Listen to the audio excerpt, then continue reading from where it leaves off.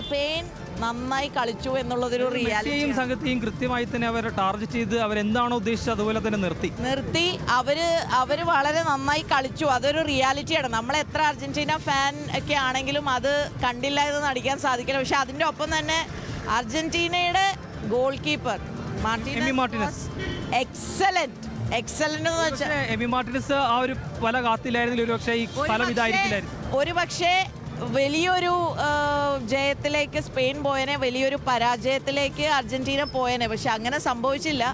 ഏതായാലും congratulations to Spain. പക്ഷെ ഞാൻ എപ്പോഴും ഒരു അർജന്റീന ഫാനായി. അല്ലാതെ തോറ്റത് കൊണ്ട് അർജന്റീന വിടില്ല. 2030 ഇനി കാണാം, 2030 കാണാം. അത് തന്നെയാണ്, നമ്മൾ 2030 നമ്മൾ തൂക്കും. അപ്പം തൂക്കും. അത് തന്നെയാണ് സ്പെയിനെ സംബന്ധിച്ചിടത്തോളം. സ്പെയിൻ നന്നായി കളിച്ചു എന്നുള്ളത് തന്നെയാണ് ആരാധകരൊക്കെയും പറയുന്നത്. അത് അർജന്റീന ആരാധകരും അത് സമ്മതിക്കുകയും ചെയ്യുന്നുണ്ട്.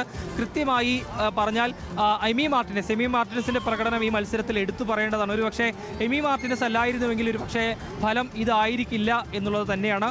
ഏതായാലും അർജന്റീനയെ സംബന്ധിച്ചിടത്തോളം വലിയ തിരിച്ചടി നേരിട്ടിരിക്കുന്നു. സ്പെയിൻ വീണ്ടും ലോക ചാമ്പ്യന്മാരായിരിക്കുന്നു.